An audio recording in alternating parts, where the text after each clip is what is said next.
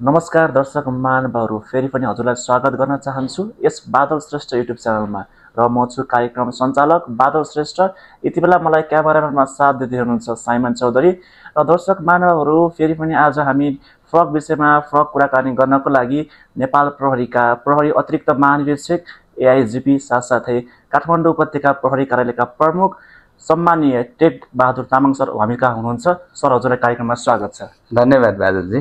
हजुर, के छ सर खबर? सन्चै हुनुहुन्छ? आरामै हुनुहुन्छ? एकदम ठिक छ। हजुरले काठमाडौँ उपत्यकाका मुख्य 3 जिल्ला काठमाडौँ, भक्तपुर र ललितपुरको प्रमुख सम्हालेर बसिरहनु भएको छ। यो के कतिको चुनौतीपूर्ण कार्य हो सर? अब शान्ति सुरक्षा सामान्य अवस्थामा ठिकै हुन्छ र चुनौती त हुन्छ नै। र यो चाहिँ सङ्घीय राजधानी सहर पनि हो। हजुर, काठमाडौँ, ललितपुर, भक्तपुर कार्यक्षेत्र पर्ने र अनि देशकै राजधानी भएको र सम्पूर्ण महत्त्वपूर्ण संरचनाहरू, महत्त्वपूर्ण कार्यपालिका, व्यवस्थापिका र न्यायपालिकाको पनि केन्द्र यहीँ नै। र अनि अन्तर्राष्ट्रिय डिप्लोमेटिक मिसनहरू र अनि भिआइपीहरूको पनि मुभमेन्ट भइराख्ने हुनाले राजधानीको सुरक्षा चाहिँ कुनै पनि राजधानीको सुरक्षा बढी जिम्मेवारीपूर्ण, चुनौतीपूर्ण नै हुन्छ। हजुरले करिब लगभग 4 महिनादेखि यता सङ्घालिराख्नु भएको छ। 4 महिनादेखि यतापट्टि हजुर यहाँ आएदेखि अन्य नक्सलबाट यतापट्टि हजुर सोह्र भएर यता, त्यसपछि हजुरले केही फरक पाएको शान्ति सुरक्षा र यताको शान्ति सुरक्षामा? होइन, जिम्मेवारी फरक हुन्छ। म त्यहाँ प्रहरी प्रधान कार्यालयमा अपराध अनुसन्धान विभागको लिड गर्थेँ र अनि अपराध अनुसन्धान सम्बन्धी पोलिसी फर्मुलेसनका कुराहरू अनि देशभरि भएका अपराधका घटनाहरूको अभिलेखीकरण, त्यसलाई व्यवस्थित गर्ने, अनुगमन गर्ने कुराहरू थिए भनेदेखि यो चाहिँ डे टु डे शान्ति सुरक्षा उपत्यकाको, काठमाडौँ उपत्यकाको डे टु डे शान्ति सुरक्षासँग सम्बन्धित छ। हजुर, र त्यही फरक निश्चय नै हुन्छ। फरक निश्चित गर्नुभएको होला।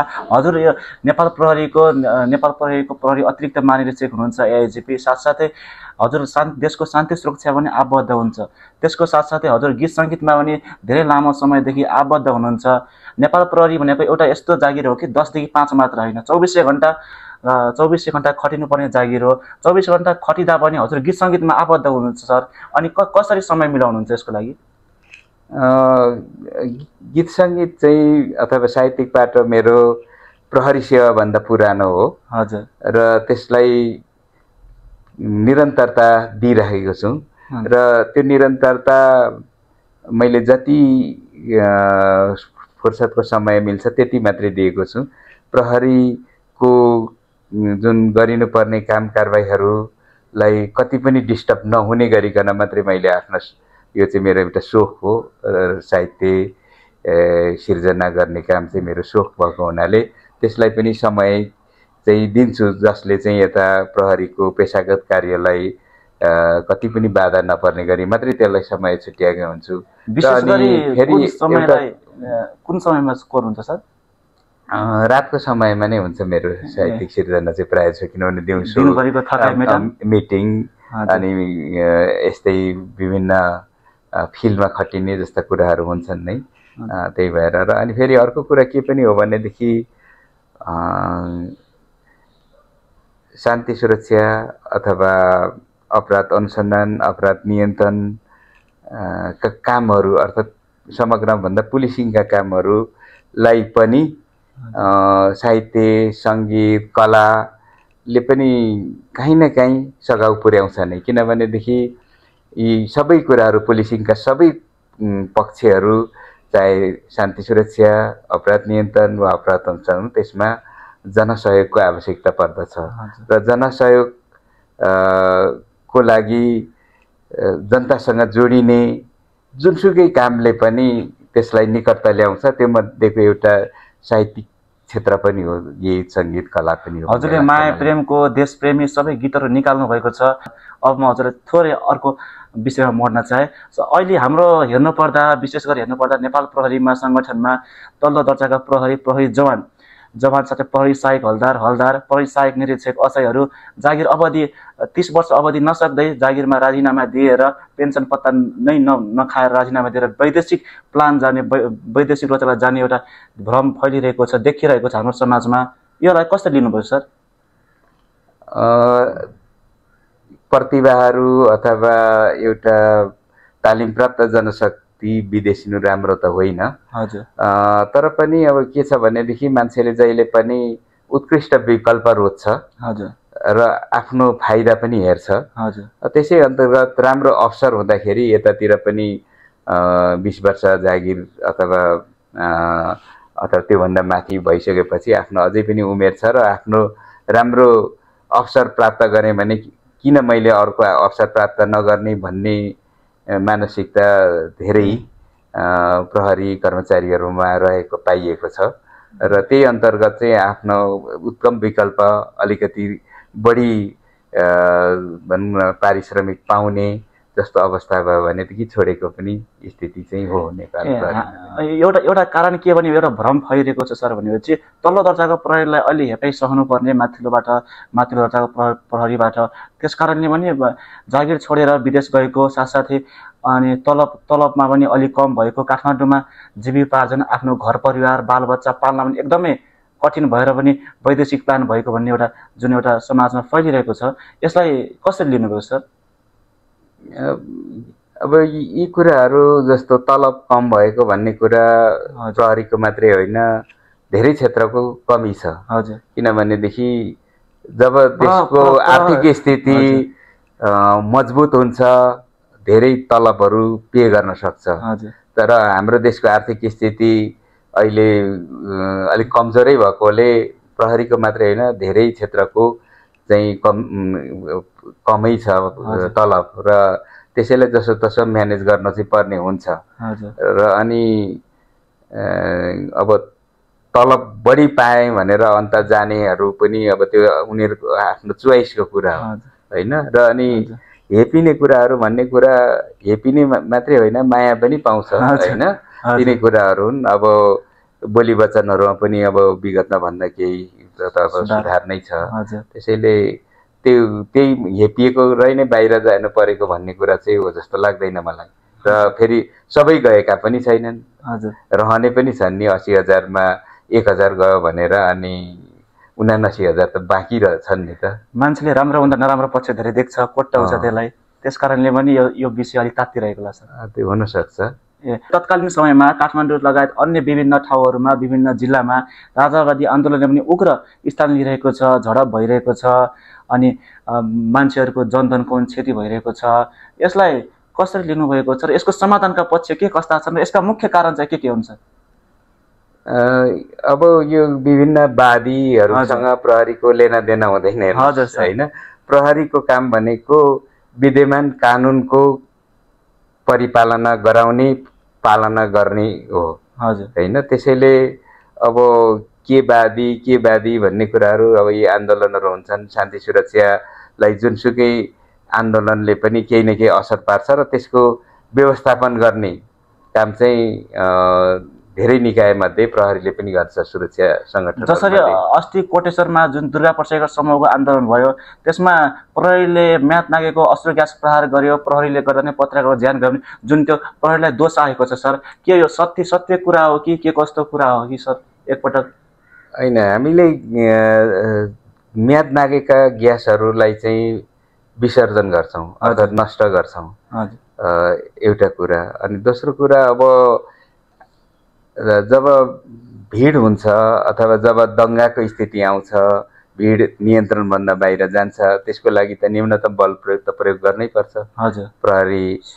प्रहरीलाई त्यो न्यूनतम बल प्रयोग गर्नको लागि विभिन्न आधारहरू पनि दिएको हुन्छ र प्रहरीको चाहना चाहिँ त्यो क्षति होस् भन्ने हुँदैन। किनभनेदेखि जब आन्दोलन शान्तिपूर्ण हुन्छ त्यति बेला प्रहरीलाई त झनै हाइसन्चो हो नि, शान्तिपूर्ण आन्दोलनमा गर्नु र अनि त्यस पछाडि शान्तिपूर्ण अनि आफ्नो ज्यानै जोखिम राखेर चाहिँ बलै प्रयोग गरेको भयो भने त प्रहरी पनि त घाइते भएका छन् त्यो दिन होइन। त्यसैले यस्तो कुराहरू आन्दोलन चाहिँ हिंसात्मक हुँदाखेरि जुन किसिमको क्षति हुन्छ त्यसप्रति प्रहरी पनि दुखित नै हुन्छ हजुर सर हैन प्रहरी पनि दुखित नै हुन्छ प्रहरी क्षति प्रहरीको पनि भएकै हुन्छ र भएको पनि छ र सर्वसाधारण अथवा नागरिकको पनि जीव ज्यानमा चाहिँ कुनै किसिमको जखमी भएको कुरालाई प्रहरीले पनि त्यसलाई चाहिँ दुःखकै रूपमा लिन्छ तर अब त्यो अवस्था यस्तो हुन्छ जसमा चाहिँ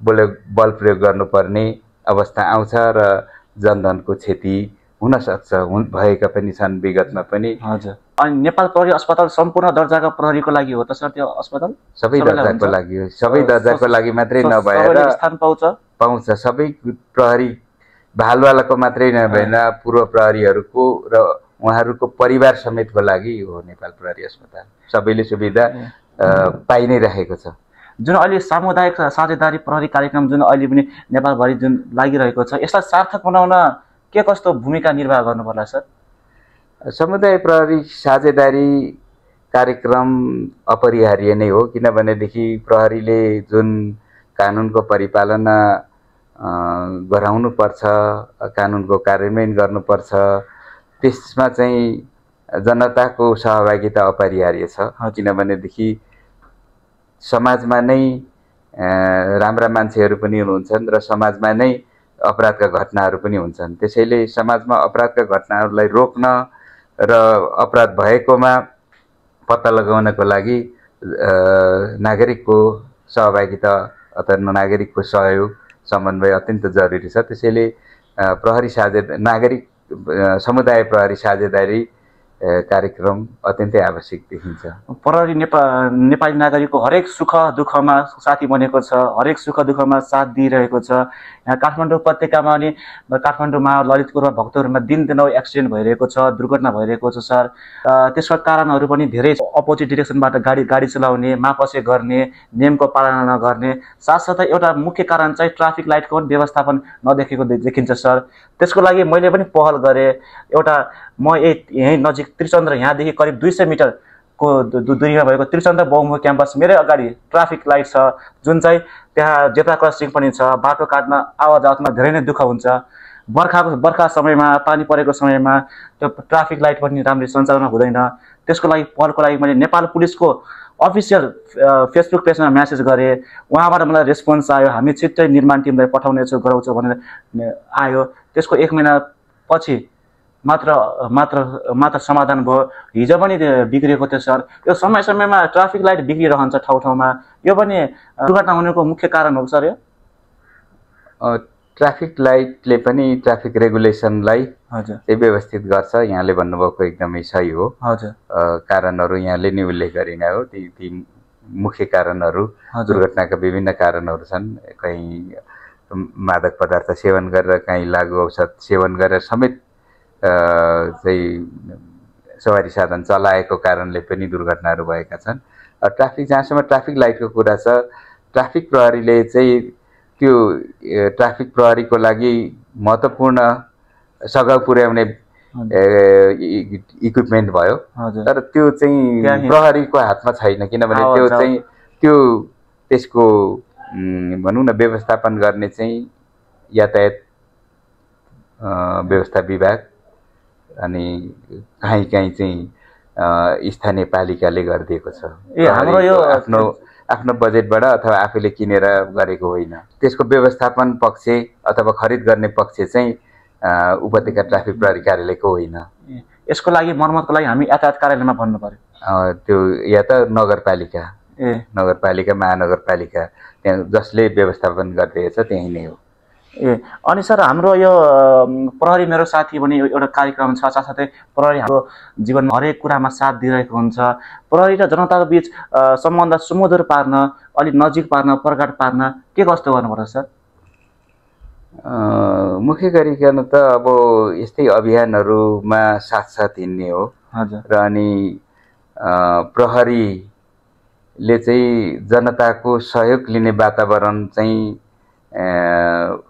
बनाउनु पर्ने हुन्छ कि विभिन्न समयमा चाहिँ विभिन्न समितिहरूमा बसेर स्थानीय शान्ति सुरक्षाका विषयहरूमा छलफल गर्ने र अनि समाजलाई लागु होस्, चोरी ठगीबाट बच्नको लागि विभिन्न यो जनचेतनामूलक कार्यक्रमहरू सञ्चालन गर्ने यिनै कार्यहरूले चाहिँ जनता र प्रहरीलाई एक ठाउँमा उभ्याउँछ र आपसी सहयोग। हजुर पनि प्रहरी सेवामा आबद्ध करिब करिब करिब 3 दशक हुन लाग्यो, करिब करिब 30 वर्ष जति हुन लाग्यो।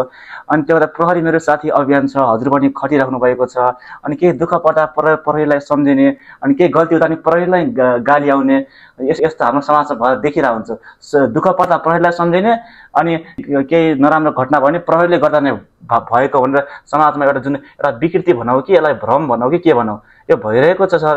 अनि हजुरको यो कार्यकालमा अहिलेसम्म हजुरले के कस्तो अनुभूति गर्नुभएको सर? यो त्यसलाई हामीले पर्सनल रूपमा लिँदैनौँ, हजुर, लिन पनि हुँदैन। यदि पर्सनल रूपमा लियो भनेदेखि आफ्नै हिसाबले फिल गर्न थाल्यो भनेदेखि दुःख लाग्नु स्वाभाविक हो। तर प्रहरी के हो त भन्दाखेरि प्रहरी चाहिँ कानुनको पहरेदार हो। हजुर, त्यसो हुँदाखेरि कानुनको पहरेदारको हिसाबले कानुन कार्यान्वयन गर्ने कुरामा जहिले पनि बाटो छेक्नुपर्छ। मानव कुनै दुर्घटना भयो र त्यो दुर्घटना चाहिँ अब ज्यान आफन्तको गइसकेपछि अथवा आफन्तमा ठुलो दुर्घटनाले पीडा परेपछि त उफ्रिन्छ सम्बन्धित पक्ष त, र त्यो उफ्रिँदाखेरि तोडफोड हुनसक्छ, बाटो जाम गर्न सक्छ, र तर बाटो जाम गर्न हुँदैन, तोडफोड गर्न हुँदैन भनेर रोक्नुपर्ने दायित्व प्रहरीको। र त्यो रोक्नको लागि जब प्रहरी अगाडि उभिन्छ त्यो चाहिँ बाधा हो।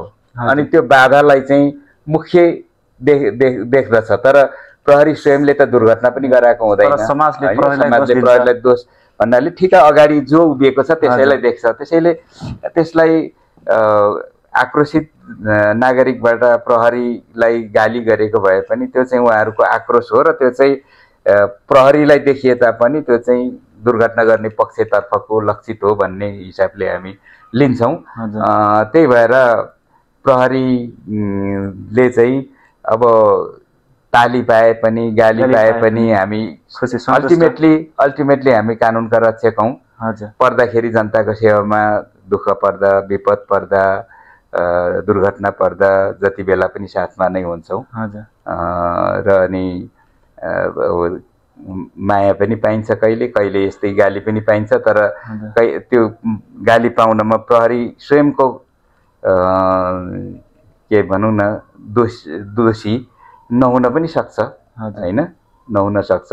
तर आफूले नगरेको कारण पनि तर कानुनको मान्छे भएर कानुनको रक्षाको लागि अगाडि बढ्दाखेरि हामी के अरे प्रहरी टार्गेटमा पनि पर्छ।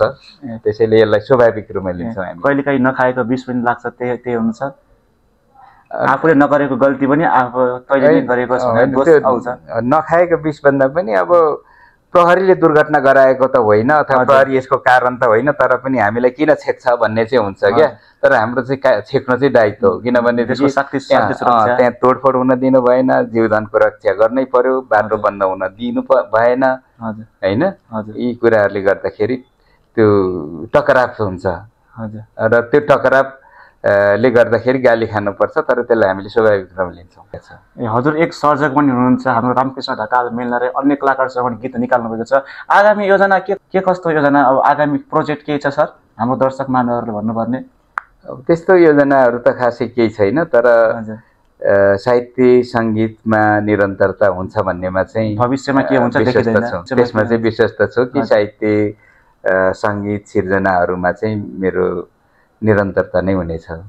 धेरै मानिसहरूको के भने बच्चादेखि एम के हुन्छ भने चाहिँ म पछि ठुलो भएपछि प्रहरी सहायक निरीक्षक हुन्छु, प्रहरी निरीक्षक हुन्छु, अथवा म प्रहरी जवानदै हुन्छु भन्ने हुन्छ। अब तिनी काँचा माटाहरूलाई प्रहरी सेवामा लाग्नलाई हजुरले के कस्तो प्रेरणा दिनुहुन्छ सर? मेरो अनुभव नै पोख्ने हो। हजुर प्रहरी एउटा पेसा मात्रै नभएर यो एउटा सेवा पनि हो। हजुर। र प्रहरी सेवा गर्ने क्रममा अथवा पेसा अपनाउने क्रममा चाहिँ दुःखमा परेका, दर्दमा परेका, प्रकोपमा परेकाहरूलाई उद्धार गर्न पनि सकिन्छ यो सेवाबाट। मानव कहीँबाट फोन आयो भनौँ के अरे एकदम विपदमा परेको छ भने त्यति बेला तत्काल हामीले उद्धार गर्न सकिन्छ। त्यसैले यो चाहिँ सेवा पनि हो पेसाका अतिरिक्त।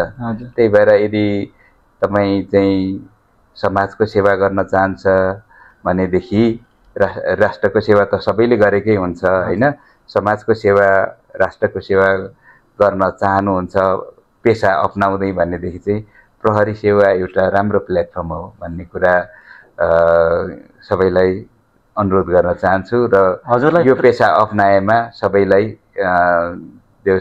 समाज सेवाको एउटा लक्ष्य पनि पुरा हुन्छ। हजुरलाई प्रेरणाको स्रोतको रूपमा लिएर पनि धेरैजना अफिसर प्रहरीले पनि गीत सङ्गीत लागिराख्नु भएको छ सर, हजुरले यसलाई के कसरी लिनुभएछ? हजुरलाई प्रेरणा हजुर गीत सङ्गीतमा लागेर एउटा अफिसर भएर गीत सङ्गीतमा लागिराख्नु भएको देखेर अन्य अफिसर साथीहरू पनि लागिरहेको देखिन्छ। यो राम्रो कुरा हो र हजुरलाई नै कुनै पनि मानेर पहिलो कुरा हामीले एउटा आफ्नो अभिलाषा आफ्नो इच्छा पुरा गर्नु एउटा कुरा हो। तर त्यो मानव मेरै कुरा गर्दाखेरि म साहित्य लेख्छु, गीत कविता लेख्छु र अनि अरूले सुनिदिए अथवा राम्रो मानिदिनु हो भनेदेखि म खुसी हुन्छु। मलाई मिल्ने खुसी एउटा कुरा होला, मलाई मिल्ने खुसी एउटा कुरा होला। तर यसले अप्रत्यक्ष रूपमा चाहिँ ज्ञान विज्ञान र कलाले जस्तै साहित्य सङ्गीतको सिर्जनाले पनि समाजलाई जोडिरहेको हुन्छ एउटा। दोस्रो कुरा कुनै पनि देशको पहिचान मध्ये एउटा चाहिँ कला संस्कृति पनि हो र त्यो कला संस्कृतिको जगेर्ना पनि एउटा लेखकले गरिरहेको हुन्छ भनेदेखि यो नराम्रो कुरा होइन, सृजनशीलता राम्रो कुरा हो। र त्यसले पेसा आफूले जुन पेसालाई अपनाइएको छ त्यसलाई त 100% दिनु पर्यो। त्यो 100% भन्दा बढी रहेको कुरालाई चाहिँ यदि आफूलाई मन लाग्छ भनेदेखि सिर्जनामा रमाउनु चाहिँ राम्रो हो जस्तो लाग्छ। हजुर नेपाली गीत सङ्गीत अतुल नै एकदम पुर्याइसक्नु भएको छ। तर मैले कोसिस गरिराखेको छु। गर्वको कुरा हो सर, यो खुसी लाग्छ। आगामी दिनमा राम्रो होस्, शुभकामना छ। अब हामी कार्यक्रमको अन्तिममा छौँ। अन्तिममा म हजुरलाई छोटकरीमा 2-3टा प्रश्न सोध्छु सर। हजुर यो नेपाल प्रहरी सेवामा करिब 29.5 वर्ष जति कार्यरत हुनुभयो। हजुरले गरेका के मुख्य कार्यहरू के दर्शकहरूलाई सुनाउनु पर्ने केही छ सर?